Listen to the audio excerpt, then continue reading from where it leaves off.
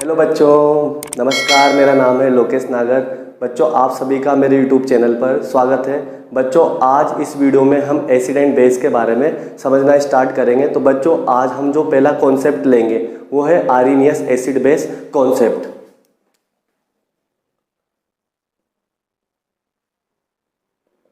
Arrhenius acid base concept.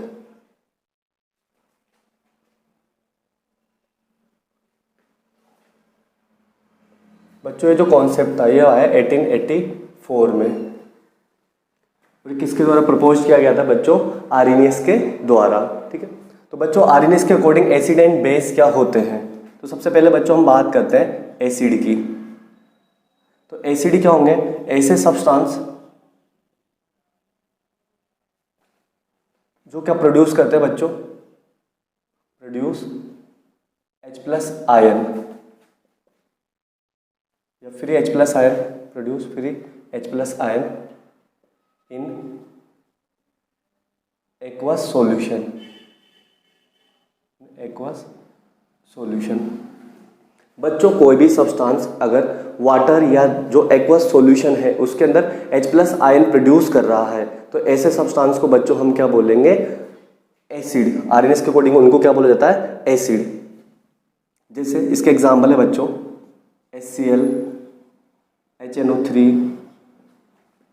H2SO4, H3PO4, CH3, COOH, acetic acid, HClO4। तो बच्चों, इसके according ये सभी सब्सटेंस क्या होता है? एसिड होते हैं। ठीक है। यानी इन सब्सटेंस को, जैसे HCl को मैं किस में ऐड करूंगा? वाटर सॉल्वेंट में। वाटर सॉल्वेंट, जिसे हम बच्चों क्या बोलेंगे? Aqueous solution. जैसे इसमें ऐड करोगे आप इस सब्सटेंस को तो ये क्या प्रोड्यूस करेगा? H+ ion. और साथ में क्या बनाएगा? Cl- ion. तो बच्चों क्या बनाएगा? H+ आयन प्रोड्यूस कर रहा है। ये कौन सा आयन प्रोड्यूस कर रहा है? H+ ion. तो ये क्या कहलाएगा? एसिड। ये क्या कहलाएगा? एसिड कहलाएगा।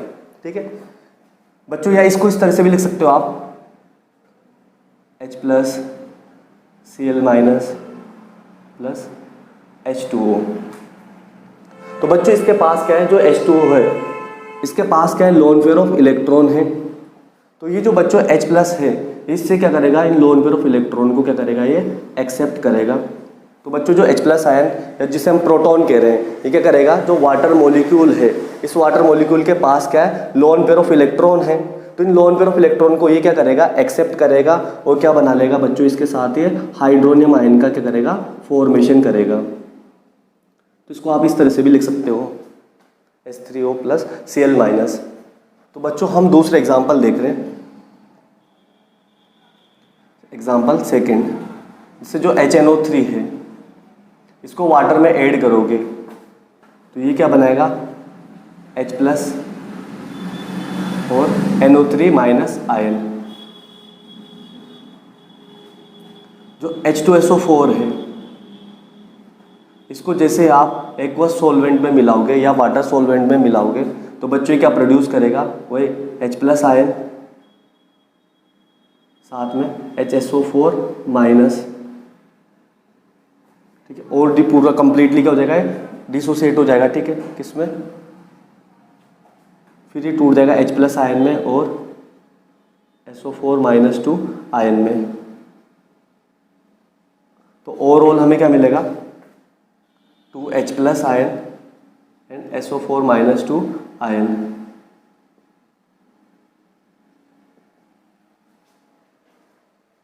तो बच्चों, इस तरह से क्या होता है? जो भी सब्सटेंस वाटर के अंदर या H2O के अंदर, जो इसे हम एक्वस सॉल्वेंट कह रहे हैं, इसके अंदर अगर बच्चों H+ आयन प्रोड्यूस कर रहा है तो ऐसे सब्सटेंस को हम क्या बोलेंगे? Arrhenius acid. जैसे एक एग्जांपल वो लेते हैं बच्चों। तो आपको इस तरह से याद नहीं रखना कि जिनके अंदर भी H मिलेगा वो एसिड है। ठीक है। ऐसे नहीं, CH3C OH ये क्या है? Acetic acid. तो बच्चों, जैसे इसको आप वाटर में मिलाओगे तो ये किस में डिसोसिएट हो जाएगा? CH3COO- प्लस H प्लस, यानी ये भी क्या दे रहा है, H प्लस आयन प्रोड्यूस कर रहा है, इसलिए ये भी क्या है, एसिड। तो बच्चों आरएनएस बेस क्या होते हैं, सब्सटेंस which produce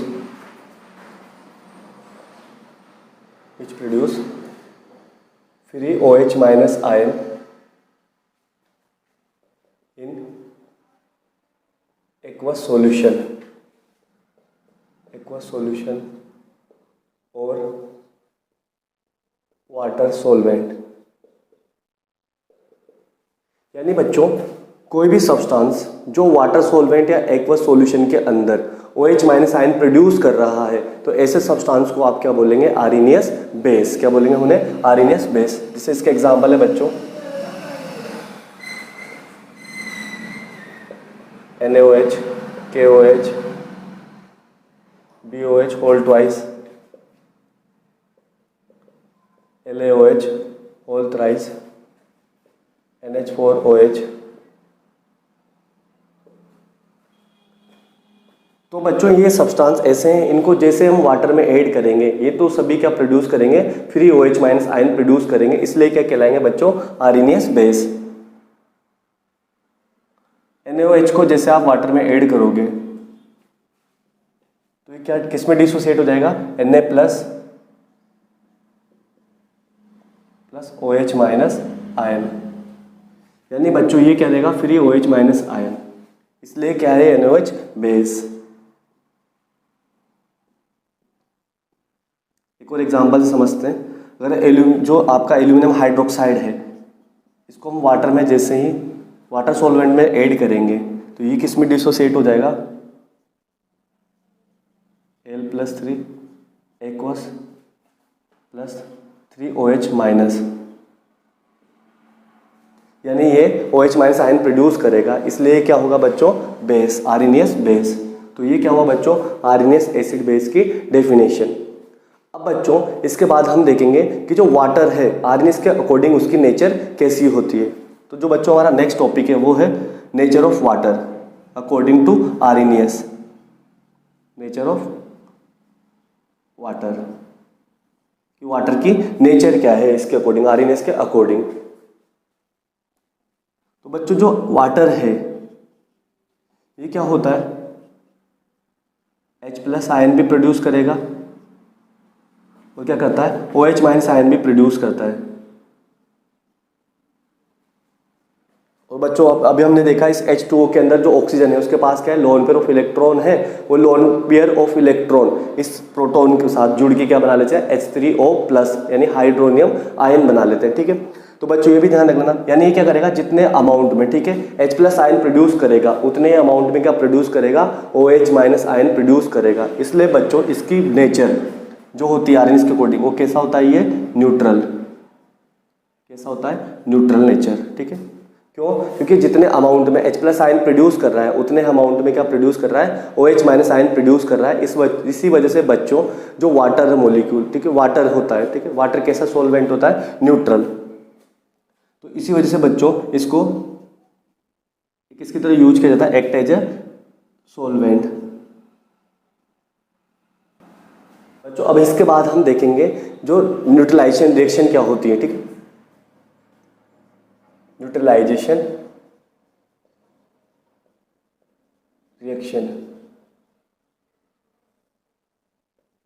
तो अकॉर्डिंग टू आरएनएस जब भी एसिड किसके साथ बच्चों, बेस के साथ रिएक्ट करेगा तो सॉल्ट एंड वाटर का क्या करता है, फॉर्मेशन करता है। ठीक है, इसी को हम क्या बोलते हैं, न्यूट्रलाइजेशन रिएक्शन। तो इसके अकॉर्डिंग क्या होगा बच्चों, जब भी एसिड किसके साथ, बेस के साथ रिएक्ट करेगा तो सॉल्ट एंड वाटर का क्या करेगा बच्चों, फॉर्मेशन करेगा। जैसे मैंने लिया एक एसिड HCl प्लस एक बेस लिया है NaOH,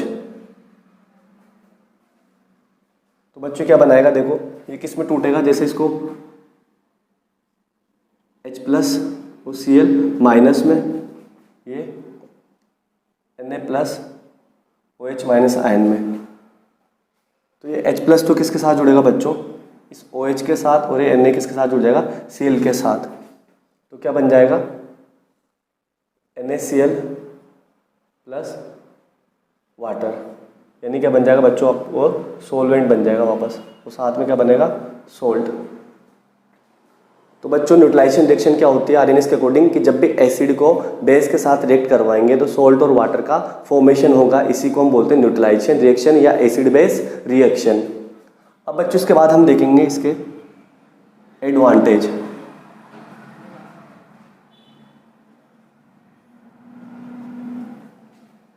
कि बच्चों जो आरएनएस कॉन्सेप्ट है, ठीक है, ये क्या करता है बच्चों, explain acid and base practically.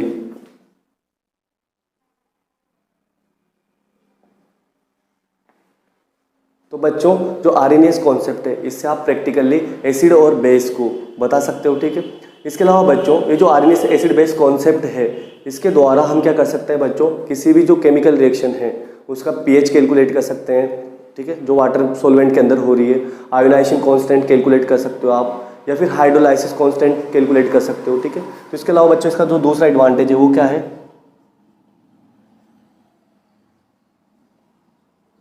PH, ionization constant,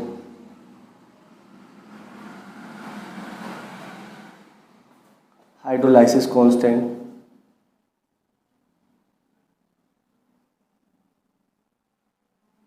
and heat of neutralization.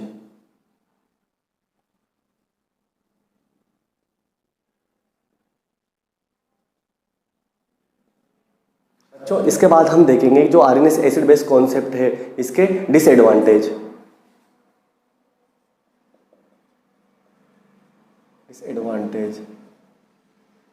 तो इसके बच्चे डिसएडवांटेज क्या क्या है। तो सबसे बड़ी प्रॉब्लम तो बच्चों इसके साथ ये है कि जो आरएनएस एसिड बेस कॉन्सेप्ट है, इसमें हम सब्सटेंस को किसके अंदर ऐड करते हैं, वाटर सॉल्वेंट या एक्वस सॉल्वेंट। यानी अगर एक्वस सॉल्वेंट है या वाटर सॉल्वेंट है, तभी आप सब्सटेंसेज को आप एसिड या बेस में डिवाइड कर सकते हो, ठीक है, एसिड बेस के बारे में बता सकते हो, ठीक है। Explain behaviour of acid and base only in aqueous solvent और वाटर। इसके अलावा बच्चों ये it does not explain stability of proton. बच्चों ये इसके अलावा जो प्रोटॉन है, H+ आयन है, ठीक है, उसकी स्टेबिलिटी को भी एक्सप्लेन नहीं करता। It does not explain conjugate acid and base.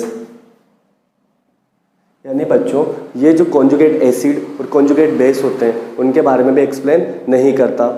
इसके अलावा बच्चों ये जो है एसिड बेस, जो आरएनएस एसिड बेस कॉन्सेप्ट है, इससे आप जो अप्रोटिक एसिड एंड बेस होते हैं, अप्रोटिक एसिड एंड बेस होते हैं, उनकी जो बच्चों एसिडिक नेचर है या फिर उनकी बेसिक नेचर होगी, उसको भी बच्चों ये एक्सप्लेन नहीं करता।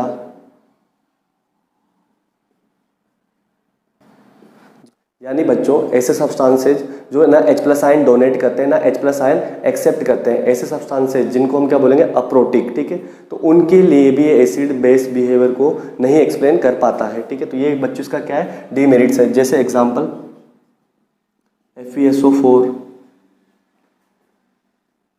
AlCl3, CO2, SO2। तो बच्चों ये इसके क्या हो गए, डिसएडवांटेज। तो बच्चों अब हम क्या देखेंगे, जो आरएनएस एसिड बेस कॉन्सेप्ट है, इसका एप्लीकेशन क्या है।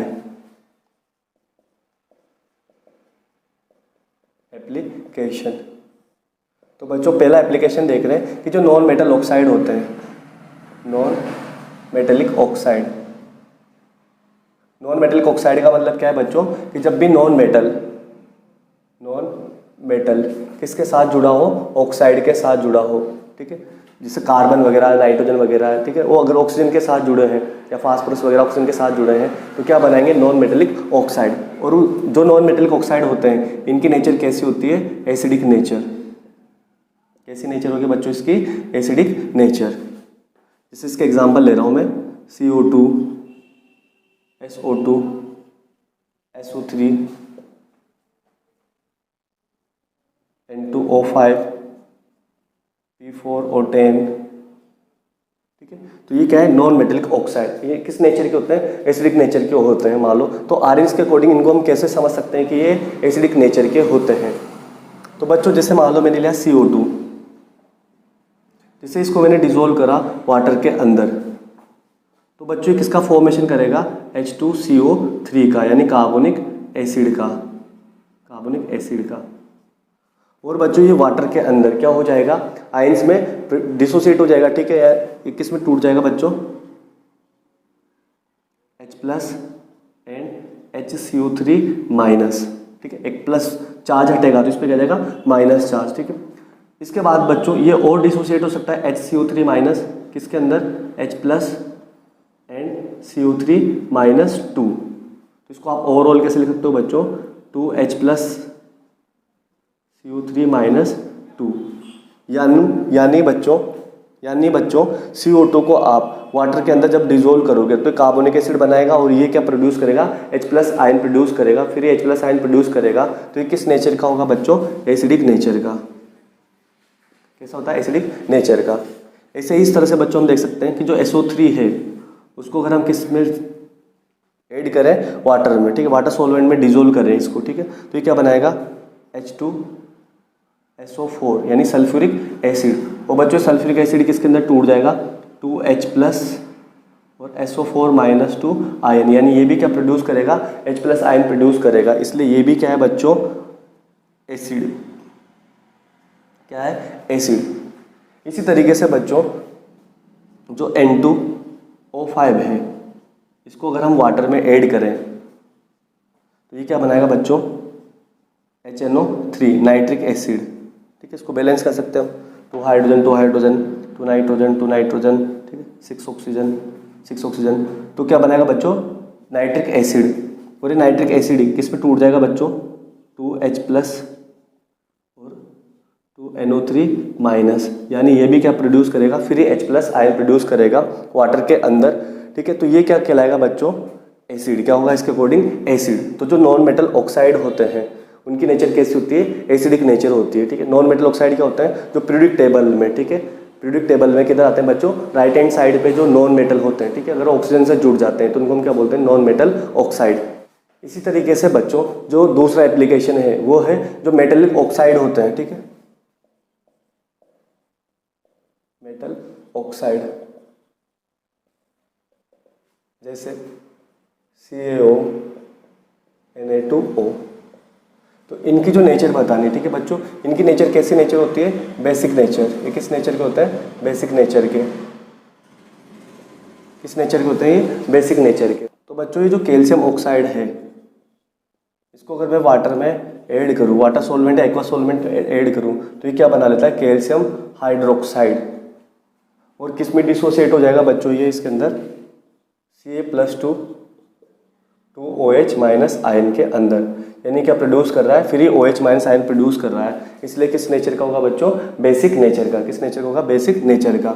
इसी तरीके से बच्चों आप दूसरे एग्जांपल को भी समझ सकते हो। जो Na2 हो इसको अगर हम वाटर में ऐड करेंगे तो ये क्या बनाएगा बच्चों, इसके साथ NaOH, यानी किसमें टूट जाएगा, Na+ और OH- में, यानी ये भी OH- आयन प्रोड्यूस करेगा। इसलिए OH- आयन प्रोड्यूस करेगा तो ये भी क्या है बच्चों, बेस। किसकी तरह बिहेव करेगा, ये भी बेस, यानी इसकी नेचर कैसी होगी, बेसिक नेचर। तो बच्चों जो मेटल ऑक्साइड होते हैं उनकी जो बेसिक नेचर होती है उसको भी हम इसके थ्रू क्या कर सकते हैं, एक्सप्लेन कर सकते हैं। बच्चों इसका अब हम देख रहे हैं तीसरा एप्लीकेशन। थर्ड एप्लीकेशन क्या है इसका, ये जो अमोनिया है इसको अगर मैं वाटर में मिलाऊं तो इस अमोनिया के बच्चों मुझे बेसिक नेचर को समझना है।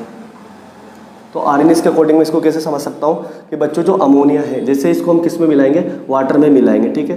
तो देखो बच्चों इससे पहले एक चीज़ समझना, इस ऑक्सीजन के पास भी लोन पेयर ऑफ इलेक्ट्रॉन है, इस नाइट्रोजन के पास भी क्या है, लोन पेयर ऑफ इलेक्ट्रॉन है। ठीक है, तो क्या होगा बच्चों, ये भी lone pair of electron donate कर सकता है, ये भी lone pair of electron donate कर सकता है। इसके पास भी हाइड्रोजन है बच्चों, इसके पास भी क्या है, हाइड्रोजन है। तो जैसे अमोनिया को हम इसके अंदर मिलाएंगे तो बच्चों इसकी खासियत क्या है, ये जो वाटर में जो ऑक्सीजन है इसकी इलेक्ट्रोनेगेटिविटी क्या है, मोर है एज कंपेयर टू जो अमोनिया में जो नाइट्रोजन है उसके कंपेरिजन में। ठीक है, अब यहाँ क्या होगा बच्चों, तो इसकी इलेक्ट्रोनेगेटिविटी ज़्यादा है तो ये इन लोन पेयर ऑफ इलेक्ट्रॉन को क्या करेगा, अपने पास ज़्यादा अट्रैक्ट करके रखेगा, किसके कंपेरिजन में, इस नाइट्रोजन के कंपेरिजन में। दूसरी चीज़ बच्चों, ये जो वाटर है ये किस में टूट जाएगा, इस तरह से H+ में और OH- आयन में। जब ये H+ और OH- आयन में टूटेगा तो ये जो अमोनिया है इसके पास क्या है, लोन पेयर ऑफ इलेक्ट्रॉन।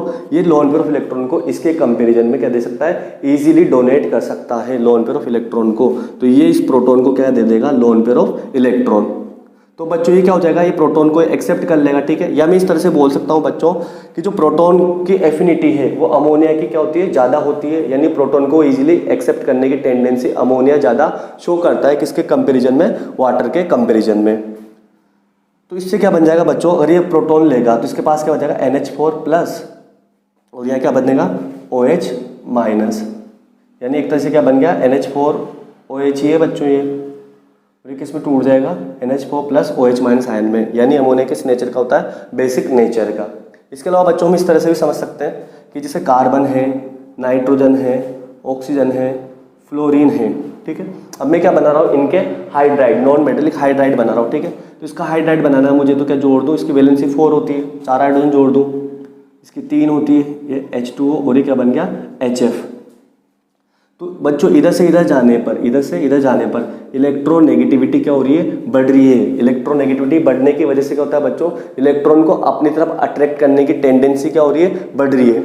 यानी इन दोनों के बीच में जो बॉन्ड मिल रहा है, कोवलेंट बॉन्ड मिल रहा है, तो जो शेयर्ड पेयर ऑफ इलेक्ट्रॉन है तो बच्चों किसकी तरफ थोड़े ज़्यादा जा रहे हैं, फ्लोरीन की तरफ, क्योंकि फ्लोरीन की जो अट्रैक्ट करने की टेंडेंसी है इन इलेक्ट्रॉन को वो ज़्यादा है इस हाइड्रोजन के कंपेरिजन में। तो इस पर पार्शियल कौन सा चार्ज आएगा बच्चों, नेगेटिव, इस पर पार्शियल पॉजिटिव। यानी ये इजीली H+ आयन डोनेट कर देगा। ठीक है, तो इसकी एसिडिक नेचर क्या होगी, ज़्यादा होगी।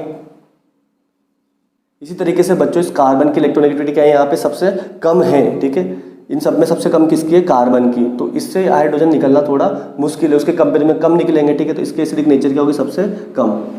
तो इलेक्ट्रोनेगेटिविटी बढ़ेगी इससे एटम की, तो इनकी एसिडिक नेचर क्या होती है बच्चों, ज़्यादा होती है। ठीक है, तो बच्चों ये जो वाटर है इसकी एसिडिक नेचर क्या होती है, ज़्यादा होती है, किसके कंपेरिजन में, अमोनिया के कंपेरिजन में। या मैं बच्चों ये बोल सकता हूँ, ये काय का ऑर्डर है बच्चों इनकी एसिडिक नेचर का,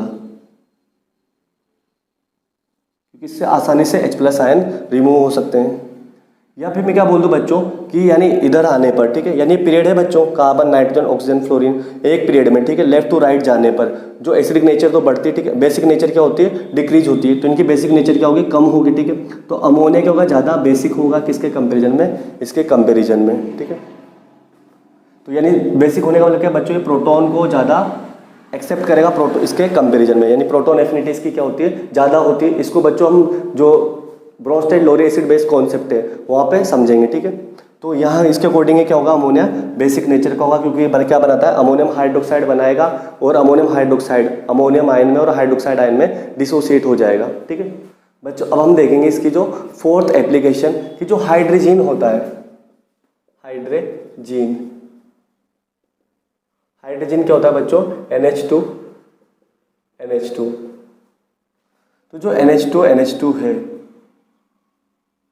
तो इसके पास क्या है, लोन पेयर ऑफ इलेक्ट्रॉन, इसके पास भी क्या है, लोन पेयर ऑफ इलेक्ट्रॉन। जैसे इसको वाटर में ऐड करेंगे तो ये वाटर किस में टूट जाता है बच्चों, H+ और OH- आयन देगा ये। तो ठीक है, अब ये इसकी जो H+ आयन है इससे क्या करेंगे, इस लोन पेयर ऑफ इलेक्ट्रॉन को एक्सेप्ट करेंगे।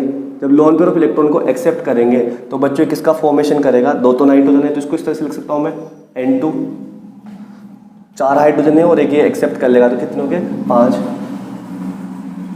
H5। ठीक है, इस पर कौन सा चार्ज होगा बच्चों, प्लस चार्ज। ठीक है, और बच्चों साथ में ये क्या बन जाएगा, OH- आयन, क्या बना लेगा, OH- आयन। तो यानी OH- आयन दे सकता है। ठीक है, फिर तो ये क्या कहलाएगा, बेस। किस नेचर का होगा ये, बेसिक नेचर का। किस नेचर का होगा, बेसिक नेचर का। तो बच्चों ये क्या हो गया आपका आर्सेनिक एसिड बेस कॉन्सेप्ट।